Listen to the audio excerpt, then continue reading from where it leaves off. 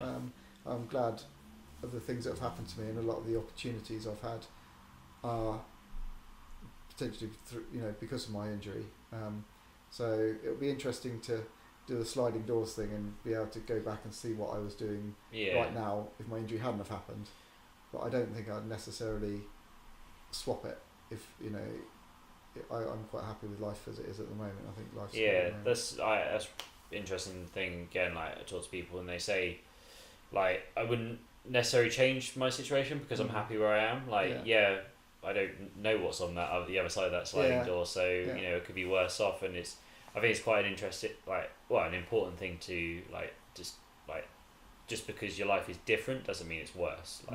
It's just different. Yeah. And I think it was a really good opportunity for me because the sort of system most people follow into is that you do your education, and then if you're academically minded you might go on and do A-levels and then do a degree, and then you do more study, or you go and get a job or whatever. It becomes a sort of like conveyor belt of one thing to the next thing, and I really think the thing about having a big drastic thing happen in your life like a spinal injury is that you get to take a step back from that conveyor belt essentially, and think actually what do I want from life, what do I enjoy in life, what do I want to do in the future, and it's like a real you withdraw yourself from the rest of the community for a while and in that conveyor belt, and then you go, okay, what do I want to, what's important. It makes you appreciate things a little bit more as well. And I've done loads of travelling. I backpacked around the world a number of times, with friends and things after my injury, and that is the sort of thing I probably wouldn't have ended up doing had I just gone straight into a job, and had a family and got settled down somewhere.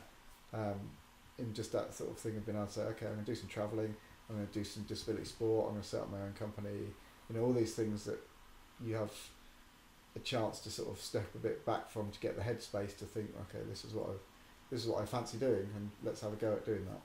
So what was the disability, travelling with a disability, backpacking? That's not something you normally hear from someone like, I'm a quadriplegic, let's go backpacking. Well, it was elements of hard, but it was probably one of the best times of my life. It was about 3 years after I finished my degree, and me and my best mate, we decided to get some money together, and we went travelling around the world for 9 months. So we started off in sort of Southeast Asia and travelled around that area for quite a bit, and then went to Australia, New Zealand, Pacific Islands, and then we met another friend in Vancouver, bought a camper van, and then drove around the whole of North America for 3 months in a camper van together, and then sold it in Toronto. But yeah, it's elements of travelling in a wheelchair is difficult. Can imagine. I was, like I say, and I was fortunate I can do a few steps on my crutches, and that made a massive difference when you're trying to, get on and off a boat in Thailand to go out to some of the islands and stuff like that. That makes a big difference. But particularly in Southeast Asia, people are just so willing to help, and when you're with backpackers, they're all willing to help, the locals are willing to help, and even if you have to sort of pay for assistance in certain areas, it's not particularly expensive. It's because I feel like we're very privileged in this country with a lot of people complain about accessibility, but then when you go abroad, like even to like other countries that are like Western civilization and stuff, we're very lucky here with what we've got. Yeah, I mean, when you're in a country that has flash floods, like in Thailand, that just chucks it down at certain times of the day in the rainy season, and so that the curbs don't the rivers don't overflow. They have like huge curbs, and then the drains fill up the roads quite often. So you've got like a 10-inch curb to try and get up with no drop curbs and stuff like that. So it's hard work, but a lot of the paths that you try and push on aren't the same as we'd expect here. They suddenly stop and there's only a tree. Yeah, but on the same side, because of that, the drivers are used to basically seeing people, pushing carts to try and sell their wares in the road. There's pedestrians in the road, there's dogs and stuff, and people are used to that as well. So whereas you might not be pushing down a path, in a town, you'd be pushing down a road, but people are looking out for you as well, and you just have to make do. Really, it's hard sometimes trying to find places to stay that are accessible. That's what we find with the accessibility stuff. Like, I know what I need, but they might not have a disability room, but it might be suitable. Because I know what I need. Like, I know exactly what I need the bathroom to be like, and all that stuff. So when we've been away, I was like, "Can you just send me pictures? Just go in the room, take a picture, and email it to me, so I can tell you if it's okay or not." And that's not. It's probably a little bit more doable now, even in sort of Southeast Asia. But you know, when I first travelled, it was, you know, you turn up on a tuk-tuk and you have to sort of find some accommodation, and then I'd send a mate in just to literally have a look at it. You know, see if, are we going to be able to manage this? Are we not going to be able to manage this? And then you'd have to go to another place if you couldn't manage it. But after a while, you get, you know, fairly efficient at doing that. And, accommodation is fairly cheap, so if you need to spend a bit more one night because you can't stay in the place that costs you, you know, £1.50 a night, then you can stay somewhere that costs you £2.50 a night if it's a bit more accessible. So like, do you feel like there's with the travelling and that, is there anything that you'd like recommend for people to, if they wanted to do something similar, like just sort of go for it and find out what happens? Or I mean, I was very green when we first started. I went away post injury the first time with a group of wheelchair rugby lads who went on a little trip down to Florida to play in a rugby tournament, and that was my first time, you know, flying and travelling post injury. And I thought, I can give this a go. And I've always, you know, I didn't really do anything travel wise before going away for 9 months. You know, 9 months backpacking is, you know, it's a big trip. You know, and I couldn't really carry a rucksack very well, so I had a day bag, and then my mate carried a massive rucksack between the two of us, which had all of our clothes between the two of us, and I had to like send medical equipment out to a couple of places, you know, around on the trip to just make sure I had enough to keep going. And you have to you just have to compromise a bit. So, you know, with your medical stuff, you might have to reuse stuff. You know, you don't take as many clothes as you want, and you have to wash them more regularly, and all these things. You just have to work out ways that you can economise without it affecting your health and stuff, or whatever. You know, the ability to carry the amount of stuff you need.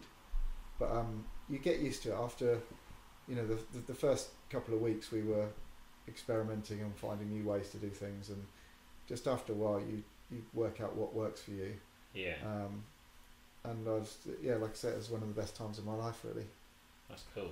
It's like, it's quite interesting because you're the only person I know that's done that sort of thing in this situation. So it's quite a unique perspective to get on it all, really.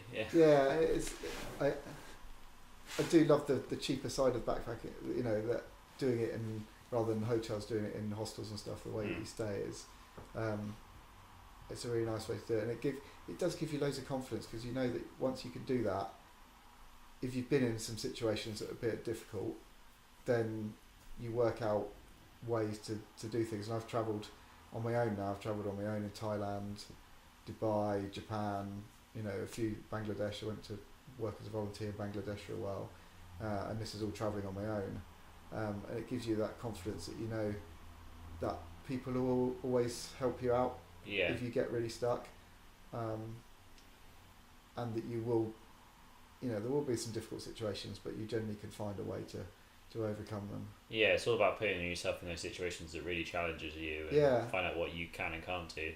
And that's, I feel like that's a better life experience than going, you know, you did your physio and that, you probably learnt more from a week doing by yourself in Thailand than you ever did doing a physio or that. And there's something just confidence boosting about feeling confident enough to travel on your own, or to travel with one friend, and learning how to communicate with people, and, you know, even when you've got no communication, you can always kind of work out how to be understood most of the time. We had one situation lots of pointing things. There's one bit in Indonesia when I actually even managed to lose my wheelchair.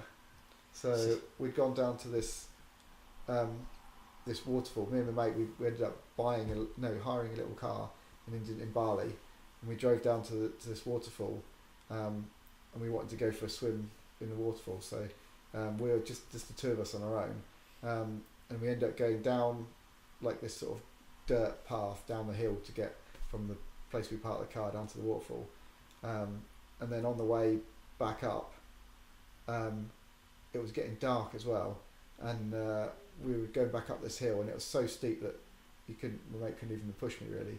So we had to go back to the car, get me sticks, and I had to sort of just take really, really slow steps, just to try and get back up this dirt path. And it was really hard work. And at one point, he came to sort of help me behind, and then my wheelchair was just left on the side, and it just went and fell, and it just like tumbled off the edge of this sort of dirt track down through this undergrowth, down and downhill, and we just couldn't see it. We must have, it was well out of sight. And we were just like, well, it's getting dark, we have to get back to the car somehow. I don't know how we're going to get this. And we had to go back to our accommodation, and I had to make it up to the car in the sticks, and then come back the next day and try and work out how we were going to recover this random wheelchair. We found out the Indonesian word for wheelchair, and then we went around and sort of talked to all the locals, and some random locals had found it from a village at the bottom of this hill without a person in it. I was like, how on earth has this got here? And we ended up having to pay them like a little bit of a finder's fee essentially to get it back, but it was well worth it. But I had a whole night where I was just, I was like, what am I going to do? I've got no wheelchair. How am I going to do the rest of these travels? I might be able to do a little short distance on sticks, but I can't carry that on for the future. It was getting some interesting scrapes like that, and but just finding your way out of them is kind of character building and stuff. Yeah, well. definitely. That's when you find out who you really are. Yeah, and how resourceful you can be. Like when something breaks on your chair. I think I had a caster fall off at one point, and then you sort of find bike shops, mechanics places, and people will always be able to find a way to fix something, or if you look a bit outside the box, there's always ways to get around problems. Yeah, that's quite cool. I bet there's lots of experiences that you've learnt there. That's quite interesting. Yeah, and I think once you start doing that sort of stuff, it's great for knowing that you can overcome those situations. Yeah, that's good.